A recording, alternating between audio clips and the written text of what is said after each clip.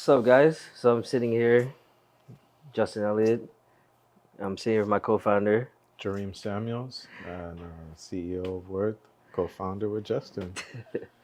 So we're about 18 months into Worth, right? Jeez, felt like way longer than that. How did you ever think that we'd get this far? I knew we'd get this far. Just didn't realize that I would have such an amazing team going on along the journey with me. So I know that you've been on this journey. I mean, you've been in the game for like over 15 years, right? And before we started working together, you tried to go down this and figure it out by yourself. It's like that. Take me back to like how you felt that day when I walked into the shop and you're breaking down everything. Like, do you think How did I feel? like how do you think like that conversation went like before I came back? One thing I've noticed is you'll sit down and you'll listen and you won't really say too much. So at that time, I was like, and especially because I've gone through so many different development teams, I was just like, I don't know if Justin's going to get this. You know what I mean? Like, this is like, they failed so many times not understanding the concept that when you actually hit me up 2 days later, I was surprised and I was like, okay, well, let me hear what he's got to say. And then when you brought that product, in all honesty, I knew right then and there, like, yo, he's different. He gets the idea, and we might have something right here that we can build upon. Yeah, I mean, to be honest, it's like at that conversation, I felt like it was just kind of like right place, right time, and like the people say it's like you have to find something that you actually like understand something. And I was like, bro, it's like I was in a spot where I was trying to figure out what it was I actually wanted to work on, right? And it's like I just feel like all the cards just kind of aligned. So like when you were talking, I was like, I get that. Been down that I road understand before. that like Yeah. nobody did this yet. It was like why what? Because like to be honest, it's like even when we had that conversation, like my first instinct was like, okay, how do I make his Shopify do what he's asking, right? Yeah. And I was like, I literally spent the first like 6 hours going down every plugin, everything. I'm like, why do all these what like this? Because like I kept on searching, right? It's like, wait, this doesn't actually exist, Yeah. which is crazy. And the craziest thing is maybe like the third development team that I hired tried to make like that Shopify workaround. And I kept saying to them, like, if Shopify goes down or anything goes down with it, then this whole thing that we're building doesn't mean anything. Like all the data's lost. There's nothing there. And it actually happened to me for a whole year. So when it happened, I was like, you listened to me and you built that workaround, right? And they were like, well, we didn't. And there's no data going through. I'm like, oh man, whatever. No, it's crazy. Like I think like it's been an amazing journey, and it's like when we first like that first conversation, it's like I feel like even where we are today, it's like evolved so much since then, right? Like you know that first year we were in the cohort in the accelerator with the Built in Miami. We went to Emerge, Yeah. right? Then the next year we were there at the exhibitor table, Yeah. right? Then we met the guy, the lawyer David, right? Yeah. The collector. He collects baseball cards, wine. And he's like, he Mhm. got it, Yeah. right? Actually, shout out to David. He gave me tickets to FIFA to World Cup. Oh, That yeah? was super lit. shout Shout out out to to David. David, Yeah, great guy.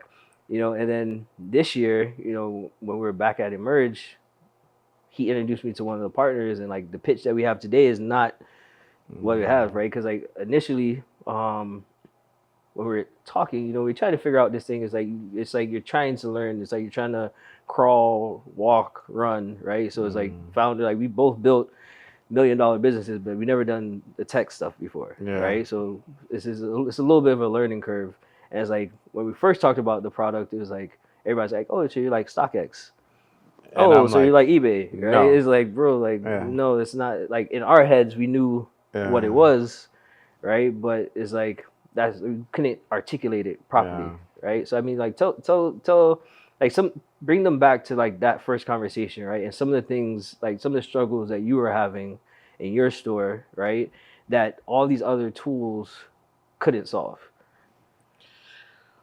Well, because the process is like interacting with the customer, it's kind of reversed in a way where normal businesses do business. Like in normal business, you're just selling to the client. When my shop, I'm purchasing from the client.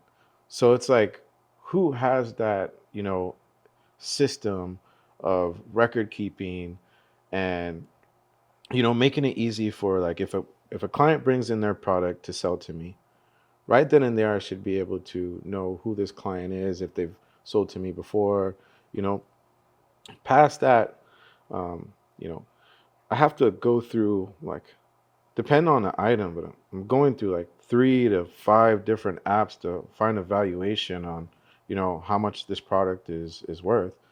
And it's like we're in 2026 with AI technology, and I have to either call somebody to find out like, hey, look, depending on the rarity of like, you know, how what's the information on this product? If it's not just the typical sneaker that I could look up and see, hey, what's the last sold price on it, and so on and so forth. So it's like, where does this information live? Like, why isn't there a database of where I could see like, what was it last sold for somewhere? You know what I mean? And it's like, why is it still so hard to this day to get, data on products, especially in the collectible market? You know what I mean? Like, that should be like one of the first marketplaces where you could just go and see, who owned this last? How much did they sell it for? And like, get, great, just record keeping on these products. And the crazy thing is that it's not a problem that just you have in your store, No. right? Because like when you think about collectibles market, even in your store, right? You walk in, it's sneaker buyers, right? But you Yeah. walk in, there's sometimes Rolexes, there's like Louis Bags, luggage, right? yeah, Like there's like you memorabilia like on the memorabilia, right? You wall, have yeah, art, you art, have all kinds of stuff, right? So like yeah, it's not just like a one size fit all type of thing, right? no. And like what's so take this, let me ask you, what's the most expensive item you ever had in your store? Most expensive item, there's been some crazy stuff, but the one that comes to the top of my head is the one we still have in there, which is the Marty McFly Back to the Future sneaker, where it's one of those things that it's like it gets the wow factor. Like everybody can, go back to when they were growing up and say, hey, look, the future, and seeing flying cars, and somebody put on these sneakers and hop on a skateboard and they're able to fly, and the sneakers automatically lace themselves. Right now, we're slowly starting to see all of that technology kind of come to life. You know what I mean? So it's for us to have that sneaker in there. And the funniest thing is, I purchased that sneaker like when it first came out. I think it was like 2011 or something like that, and the lady had about 6 of them. And I purchased that for $6,000, and she asked me, "Do you want the rest of them?" And I was like, "What am I gonna do with $6,000 shoes? Like, this is just a one-off. I just wanted it because it was rare, and so on and so forth." And now knowing that sneaker has peaked to 50,000 plus, if I would have had worth at that time, like, you know what I mean? Like, imagine, like, you know what I mean? Like, but it's cool to see where technology and, trying to attach like real world assets that are physical items to the digital world with what we're doing. You know what I mean? Yeah. No, I mean that's dope. I mean, so you have shoes in your place worth like 50K. I mean, some of the people that we have on that we're working with, like Collectors Club, right? We walked in there. We have our event that we're doing monthly. You know, we're working with them with What's like the Steph helping them Curry thing. card going Yeah, for? like that. Like they have a card there that's worth $500,000. Jeez, it's crazy, right? Right. So it's like One card. right. So like this industry that we're in, you know, it's so massive, right? But Yeah. and it's like every single customer that we're talking to, right? When we're doing these calls, we're doing this discovery, they're all having the same problem. Yeah. Right. So like that's cool. And the thing, I mean, it's not cool, but it's cool that we found like this, right? Because it's almost like a sleeping giant. Yeah. Right. Because like people actually care about the things that they care about, especially when it comes to like this collectible space. I think, you know, one thing that I realized, because you know, when we start talking about this, people try to automatically figure out what box they can put you in. Yeah. Right. So they're like, oh, well, you're like StockX, or you're like Gold, or you're like eBay, or like this. But I think a lot of times, like where people have gotten this wrong is that they try to do it from the consumer side. Yeah. Right. And it's like, I'm a collector. I have a massive collection of Philadelphia Eagles cards, right? Yeah. Because from Philly, go Birds. But like, I'm not selling my Jalen Hurts rookie auto card anytime soon. Not for nothing, right? right? Like, Yeah, I want my son to have that, Yeah, I hear right? that. So like, I might spend $1,000 or even $5,000 on a card, Yeah. right? But like, I'm not selling those. No. Right, but you, how many transactions are you doing a week? Like you and your friend, like you know what I'm saying? The people that are in this industry, like you, Yeah. like how many transactions are they doing a day? In a day, maybe 100 transactions plus. You know what I mean? Because we're doing it on a massive scale, especially like I wholesale to other, you know, resellers that are smaller than me, and they're coming and they're buying in bulk, and they're going out and they're selling it on their platforms. So I mean, for a while it was this is two of us rocking, Jeez. right? Yeah. You know, That was fun. Yeah, yeah, it was fun. It was a lot of late night. I mean, still a lot of late nights, Yeah. right? But I mean, do you ever think that we would be at the scale that we are right now with this team? You know, you never really know what's gonna happen, but now having such an amazing team, it's making things move extremely more faster. Things that I were projecting to be done in like a year and a half, are now being done within like the week. So that goes to show you, if you have a great team that understands your vision, like you could just knock it out, like, you know.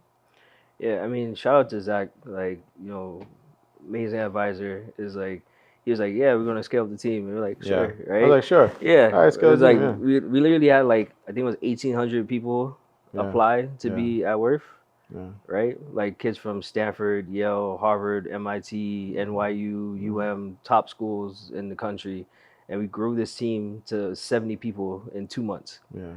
Right, and they've been rocking out. So shout out to the team. You guys are killing it. Appreciate each and every single one of you guys. Yeah. We wouldn't be here without you. So No, not at all. Super appreciative. Yeah. Yeah, man. And then I think, what are you most excited about for Worth in like the next 6 months? To see the reaction from our customers, because for so long, myself and like my core friends in the industry have been really using Excel spreadsheets or like a workaround in Shopify just to conduct business, and using like 5 different apps to do this, when it can all be done, if done correctly, with one system. So just seeing them use it and their feedback is what's really like amazing to see right now. That's what's up. Yeah. You can do that. Let me ask you a question though. You know, I know transitioning from really like a non-technical background to where you are now the CTO of one of the fastest growing companies. How does it feel? And, you know, tell me a little bit more about that transition. I mean, I guess I might not be technical from like the Stanford, Silicon Valley lens, but I've just always been somebody that just figures shit out. Yeah. Right? Like I grew up breaking apart my Nintendo and putting it back together. Yeah. Right? Like I was coding and building stuff in high school. Like I did battle bots, like literally built robots, one first in the nation, Yeah. right? So I've always been a huge nerd, right? And people think that, you know, it was just a DJ producer. I was actually one of the top DJs producers in the world because it's actually audio engineering, Yeah. right? Like it's computer programming that because I'm actually good with computers, I was able to do, right? You know, when we first sat down, I was more focused on the front end side because I've always built websites. So like all my companies, I built the websites, Yeah. right? So like I've always been on that space. I wasn't too versed on the back end engineering, Yeah. you know, but you know, after that first prototype, that first front end that I built, and then we handed off to those guys, and they Basically they basically Right? Then again. basically came out with some bullshit. Yeah, like I always, was like, with you those know, development teams. and you know what? And that was the time. Like I was like, you know what? I'm just You gonna gotta do, I'm build just it. gonna do what I'm gonna do. I'm You just gonna gotta figure shit step out, up, yeah. right? And like it was around the time when stuff was starting to really transform, especially when it comes to like in the AI space and like and being able to leverage those tools to build. So it's like spending hours and hours, you know, on the tutorials, trial and error, trying to figure it out. You know, I think that my knowledge of the industry and the tools advance like in tandem. So we're able to, you know, crank out MVPs, crank out those first iterations. And it's like as the tools got better, the platform got better. Yeah. Right. So like it's been a really cool journey. You know, shout out to Anthropic. You know, they've tapped into the work that we've been doing. They've been super supportive. You know, we have a lot of great partnerships, you know, with Verona, now formerly Zion. You know, AWS came in and supported team. us Thanks, as well. Verona. Amazing team, man. You know, so it's like just from I decided that day sitting in your shop that like this was it. Yeah. Right. So it was kind of like no matter what happened, we just had to figure it out. So I think like that's like one of the biggest things when it comes to this space because this is like probably the hardest thing I've ever done in my life. Yeah, might probably need to. Right? It's like I literally went from helping my boy set up his DJ equipment and saying, well, I think I can do this too, to being one of the number one DJs in the world. Yeah. Right? Yeah. And this is way harder than that. Yeah. Right? So it's like, you know, I think that once you kind of put that in your mind that you just not going to fail, it's been a fun journey, right? And now like we're in a position where, you know, when we were going to school, right? I mean, you have the funny story that, you know, we went to Palmetto, so Bezos was at your school. Yeah, Bezos came. Bezos came, and you're like, talk about books, like books. Like what? Like I remember, like I went to Palmetto, and he came into the, auditorium, and he was saying, "Hey, look, I want to, I have a company, and I want to buy your books," and everyone in the auditorium laughed at him. But I'm sitting there, like, there's something extra there, but the thing about when you're building something that's never been done before, some people, like most people, will never see the vision because they don't understand, they can't see it. Yeah. So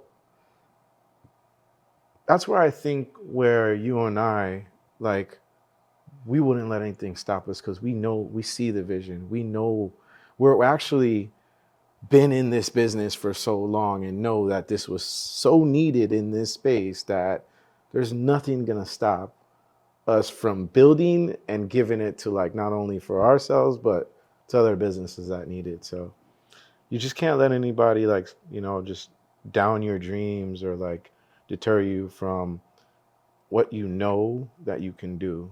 You know what I mean? No, for sure. And I mean, I think that like one of the things from my time growing up here, I was born in Philly, but I went to like elementary, middle, high school, college here, right? In Miami, tech was never really the conversation. No. Right? So I think that there wasn't a lot of examples for us. But I think that we're in a really good position now to be like one of those examples, right? Like we had the Crockett Foundation event yesterday. Shout out to Jabraha for setting that up and putting us on the panel. We got to speak with some other amazing founders, and like in that room, it's like I'm super hopeful that like there's a next Dream and Justin sitting in that room. And that's the same way I felt. It's crazy. I just got chills. But when I was there, I was like, I saw myself the way I saw in them like the way I saw myself when Jeff Bezos was speaking and trying to give us some motivation and being like, maybe there's something that I could have said that sparked that child, just like how Jeff Bezos sparked my just thoughts and like how can I build and how can I change the world through tech and just kind of leave a mark somewhere. Yeah, man. I think especially with what we're building, you brought up before is like what we're building has never really been built before, right? And I think like that's the why we're getting so much good feedback from our customers, right? Yeah. And from the people that we have in this beta cohort, between the 35, it's like I haven't heard anyone say I don't need that. Yeah, it's crazy. And it's crazy how like most of like the tech founders or the people that we have conversations with are like, you know what? Like, I'm a collector too. And I get it. Like, this, like, there's no way to inventory my stuff. There's no way if I have a collection of baseball cards in my mom's garage that's just been sitting there and I don't know the value of it. And this would be amazing for me to just go back as like something like I could go back in my past time and like go through my binders and say, oh my gosh, like I've had this since I was like 6 years old. Funny story actually. When we started this, the first time that I built the take a picture, Valuation? the take a Yeah, take a picture, picture of value. find the Yeah. item, look it up. I actually found my baseball collection in my mom's car, in Yeah. my mom's garage. See? And I had a card that was there that's worth $6,000. Oh my gosh, for real? Yeah, See? legit. It's crazy that you're just yeah, It was legit. like- it was like- And you're like sitting on it. like Like, literally legit. Maybe I could Yeah, sell like- this to fund what I'm doing right now. Bro, you like know what I mean? I'm not selling it. But. Yeah, I know. That's the thing. That's the thing. But it's like it's crazy, right? And it's like one of the things that I love about like your vision, right? Is like right now we're super hyper focused on the businesses, right? The people that are doing those hundreds of transactions a day, right? But you have a vision of basically everybody becoming their own business, Yeah.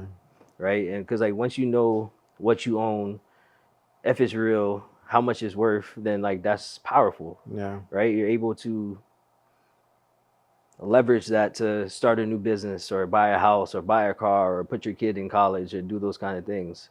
So like talk to I want you to kind of I know, right? Yeah. But like 5-10 years from now, worth hits everything, right? What does that look like for not just worth, but what does that look like for like the world, right? When people know and have the tools to be able to actually conduct business or manage their real world assets with the things that we're building. I think they're gonna find, easier ways to leverage the items that they didn't think could be used as a tool to, get some sort of collateral and use that towards like some of their dreams that they might want to have had to go to like a loan from the bank or ask their mom for something or their dad. That kid that's trying to grow his company at 20 years old, like how I was at 20 years old, trying to start up a sneaker business and stuff like that. Like, he might have that card that will finance his whole business and not even know it. He might have something that his parents will be like, well, we've had that for so many years. Like your dad had it, when he was a kid. If that's what you're going to use as leverage to start your company, go ahead, take it. Mom might not have had the money in her pocket, but if you're going to take this old card out of the garage and use that to better off yourself in life, go right ahead.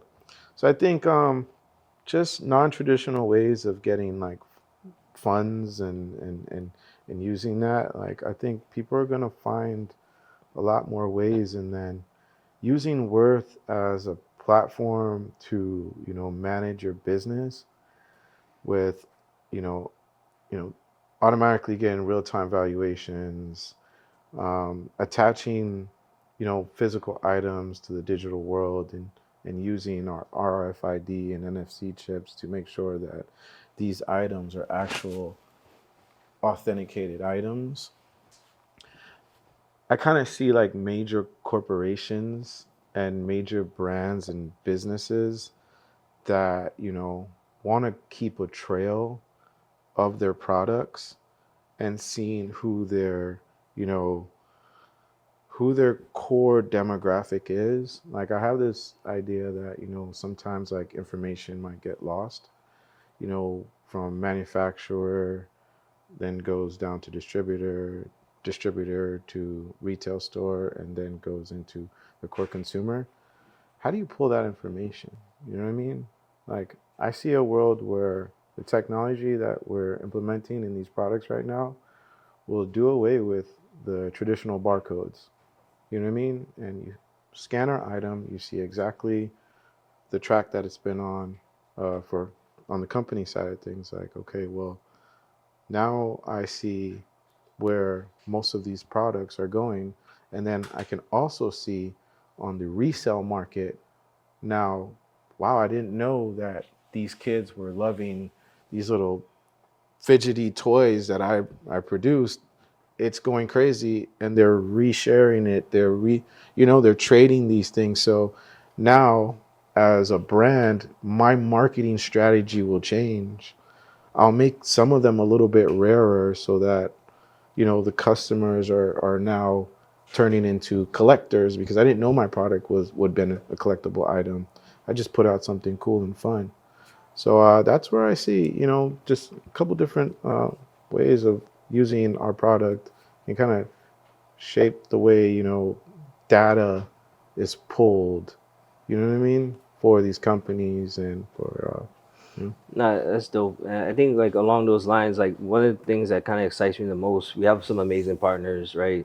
So like we're working with like Veritas when it comes to like some of the hardware for the NFC and the RFIDs. We have Verona when it comes to the authentication. We have our data lake, so we're able to actually get the real time valuations, the market sentiments. Working with Databricks, Datadog, MotherDuck, Bright Data, right? mm, So like for me, the thing that I'm most excited about is what it looks like on the consumer side, yeah, right? So like, right now we're hyper focused on the businesses. So like between our 35 that we have, we have like about $100 million worth of and assets yeah, under that's management, right? Like amazing like to see, like right? through the system, right? But like each of these 35, the reason why we're focused on them is because like for that one business, we're unlocking, 300 to 500 consumers a year, Exactly. right? So like now in a world where Worth knows that I'm a huge Eagles fan, Yeah. right? And now if a Jalen Hurts card that I don't have in my collection hits Collectors Club, and it just knows that, hey, Justin's budget for cards is 10K. It's not that much, mom. Um, right? If it just knows that, and it knows that, okay, this is in my budget, I like it, right? It knows that it's real. It knows that it's not my collection. It will just order it for me and send it to me. And in a world where I'm seeing like, you know, uh, some of my friends just going into their phones and saying, "Hey, look, give me an idea of an outfit to wear tonight. I'm going to this event," and it's kind of like curating their outfits for them now. Like we want to be that data layer for the agentic world to pull like who owns this item and how can I get it to this person faster than anywhere, like where is it logistic, like even I was thinking about it, like sometimes a customer will be in California, the product will be cheaper, but when you add on the shipping, then it ends up like even being more expensive than pulling that product that was a little bit more in Georgia, but the shipping was less, and the cost of getting it to that customer in time for them to go out, just all that information that we have that we can curate to, like, then get it to our end consumer. Like, it's amazing to see what we can do with having all that information on the data information on products. Dope.